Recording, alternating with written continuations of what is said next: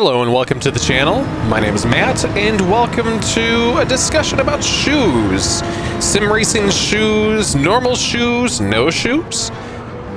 And this has been kind of a thought process that I've had for a little bit of time here, where it all started with ergonomics, where as I was racing, I noticed that the top of my shins and kind of the back of my calves were hurting after a little bit of time. So I decided to invest in some shoes and kind of figure out if that was the problem, or if there was something else going on. Ultimately, it turned out that it was an ergonomic problem, that my pedals were too close and just at a weird enough angle. But during that time frame, I had figured out just an interesting compare and contrast between the different types of shoes that I would, or anyone would, traditionally wear while doing sim racing. So let us begin. So yes, as you saw, the start of my journey has always been socks. I've always worn socks, no shoes, and I've just really gotten used to this kind of, I'll be honest, a lot of people knock on not having, sim racing shoes and that kind of stuff. And I honestly feel like there's a reason why, a lot of people still don't wear shoes when sim racing, and it's because there's a level of feel that you get by not wearing shoes. You can have incredibly precise sensitivity when it comes to figuring out where your throttle pedal is, where your brake pedal is. There have been so many times where, just wearing shoes in general, I just kind of don't know how quickly, or just the feel just doesn't feel right. I think it's probably because I've been just using socks for who knows how long at this point, where I've just established a really good feel and driving style with not wearing shoes, I suppose. Yes, not wearing shoes is unsightly, especially when you have holes in your socks. Yes, it's kind of cold. Yes, it's just not the best, considering you'll get all sorts of dust and dirt and stuff picked up from your house just by walking around. It's just... And ultimately, kind of going back to what I was saying before, the reason why I started having these thought processes of wearing shoes versus not wearing shoes and really starting to psychoanalyze it was because, ergonomically speaking, even now I'm noticing that a pain in my left shin is really starting to show up even after doing, about 5 minutes of racing or whatever. And part of the reason why I was working with ergonomics and trying to figure out what's going on is because, I don't know if you can tell if the camera angle is cut off or not, but the tops of my toes are actually wrapping over the tops of the pedals. And I can tell you that's probably not the best for your muscles and just everything going on, with your legs and all that kind of fun stuff. And I have adjusted the pedals every way that I can. In Fanatic, with the standard CSL pedals, you can adjust the height, or the height of where the plate sits. This is on the top setting, and they're still too short for my feet. And I don't ever remember having this problem with the CSL Elite pedals. So honestly, I know for a fact that if I change out the pedals, they'll probably be better. I know that there are some other pedals, more high quality pedals out there that I can pick up, but that is besides the point. I figured out at this point, might as well try some shoes at this point. So the next one is shoes. Not anything special. These are your generic Vans, per se, kind of skater shoes, no laces, no anything like that.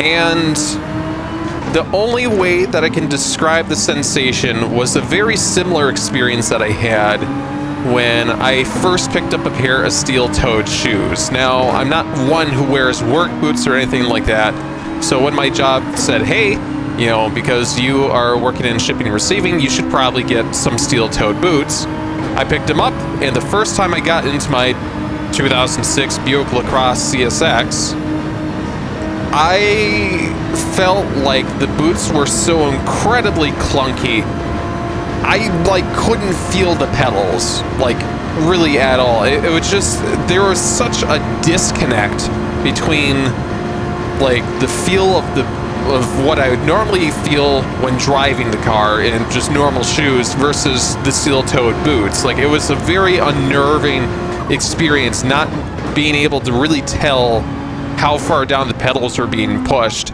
So it honestly took, like, I don't know, a couple of weeks of just driving around with those boots on to be able to get that kind of feel back and understand, okay, this is where my feet are in comparison to the pedals, this is how far down the pedals I'm pushing.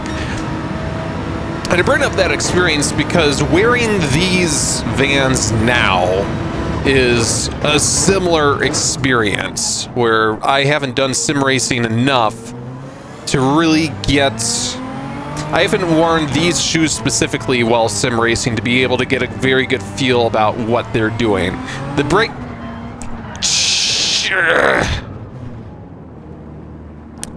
Case in point. So I'll be honest, the brake pedal doesn't feel bad, just from the standpoint that it does have that resistance behind it. Yes, it's that weird kind of padded, spongy material, but it is something.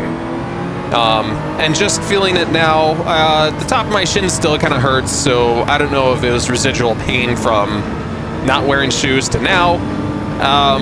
But the one thing that's really concerning for me is I can't tell you really what my right foot is doing right now. Like, I know that it's pressing down on the throttle, but because there's no resistance, I have to really think about just what my foot is doing. I have to be extra conscious of it. And a lot of time I'm actually looking at the little throttle meter down here, because sometimes it's like, am I doing half throttle? Am I doing a quarter throttle? It's like, it's not very sensitive. Again, there's that disconnect there.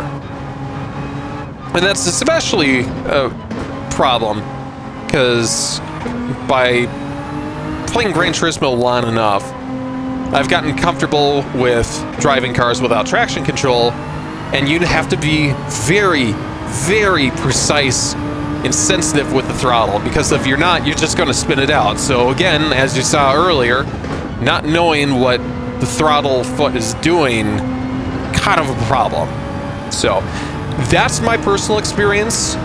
I know some people are probably thinking that I'm crazy because they're like, well, I use shoes all the time, and like, you just kind of get used to it. You're right, you do get used to it. I am not with these shoes, so there are probably other shoes that I can be using to get a better feel that I'm just not. So these are, of all the shoes that I wear on a daily basis, no, I'm not going to try my steel-toed work boots, because I'm going to have the same experience like I just described earlier about having zero feel, zero everything. So these were the lightest pairs of shoes that I've got. No, tennis shoes might be okay, but again, as far as what most people are wearing on a day-to-day basis, I think Vans here are going to be a pretty typical experience. So for the keen-eyed viewers, you all have probably seen at this point that I've had some new shoes. And yes, these are the Sparco K-Pole. I actually ordered them directly from Sparco, and I believe that they're about $100 and some odd. So as far as price of shoes go, I think they're getting maybe slightly on the more expensive side. No, it's not $150. No, it's not $200. But it's expensive in the standpoint that I'm not wearing them every day. I'm not like wearing them to work or to school or whatever. I'm wearing them only when I'm sim racing. So as far as like the time put into them, it feels kind of expensive, if that makes any sense. But cool factor is off the scale. These guys look awesome. They're super cool. Are they any better than Skinner shoes? Actually, yes. The feel that I have with these is definitely better than the Vans. Not by a mile margin, but I definitely can tell what's going on a little bit better underneath my feet. So like I said before, I could already feel a little bit of the resistance of the brake pedal, and I'm still struggling a little bit to find exactly what my right foot is doing as far as like the feel of the pedal. But it is definitely better. So that all being said, these are not technically sim racing shoes. These are karting shoes. When I looked at Sparco's website, they do have sim racing shoes. So if you do actually own the Sparco sim racing shoes, comment down below and let me know your thoughts of that. I'm definitely interested in that. But because I was spending so much money on shoes, I have some other things that can you stop pushing me off the track? God damn. I have some other things in mind that most other... You, man. God damn it, piece of BMW driver. Because I am spending the money that I am on just shoes, I had some other things in mind that most other people don't have in mind, and that is branding. I like a certain set of colors, as you guys can all tell, and soon enough that actually may change, so stay tuned for that. But it was just a matter of, look, I'm spending a decent amount of money. I want to like at least look cool, so instead of buying the sim racing specific shoes, which the color combinations I found were they're all right, I definitely went to the karting shoes because damn, these look fly. So I really like these. But yeah, like I was saying, feel is all right.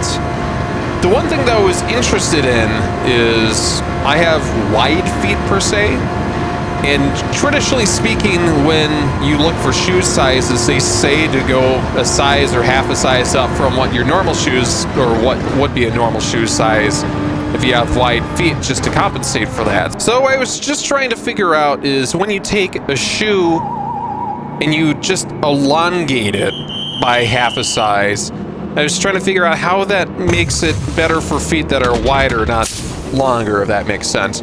And I'll be honest, it worked.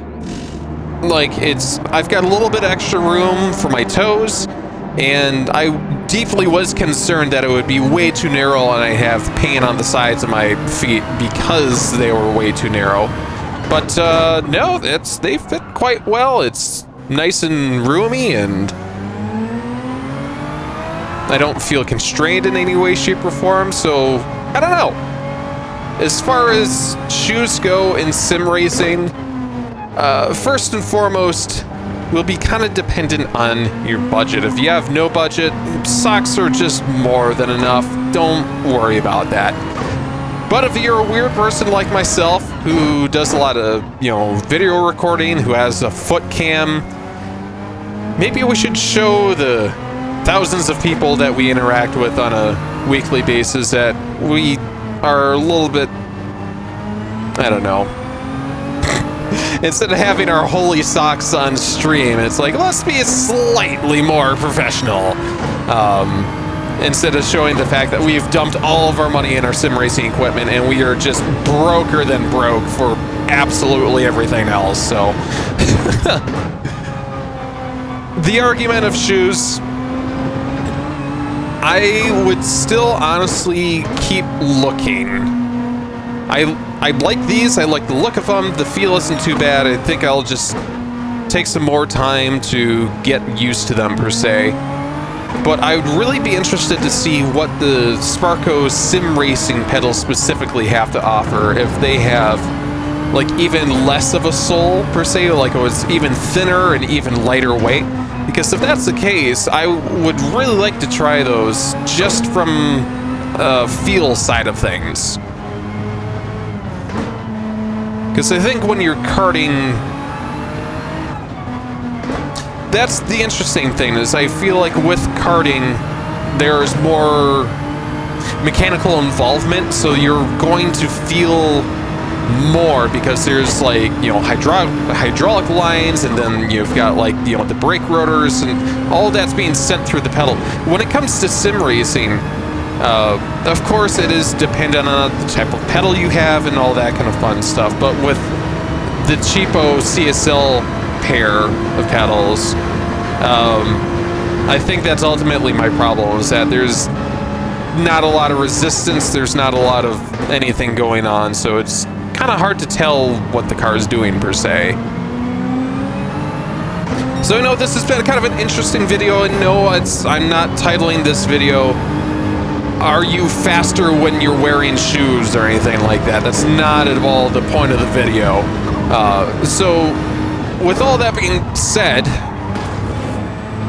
please let me know down in the comments below what you guys are thinking of. If you guys wear shoes, don't wear shoes, if you have specific sim racing shoes. If you have specific sim racing shoes, let me know down in the comments section below what you guys are rocking. Because again, maybe I'll do a specific video in the future comparing specifically sim racing shoes to one another. If, again, the Sparco K-Pole versus the Sparco sim racing shoes, or, I don't know, does Puma have any? You know, that kind of thing. I'd love to know what you guys' thoughts and opinions are. Of course, if you enjoyed this content, make sure to like, comment, and subscribe. And we shall see you next week when we are trying out a brand new game on the Steam Deck. See if it works. Again, thanks so much for watching. Hope you guys have a great day today. Take care. Bye.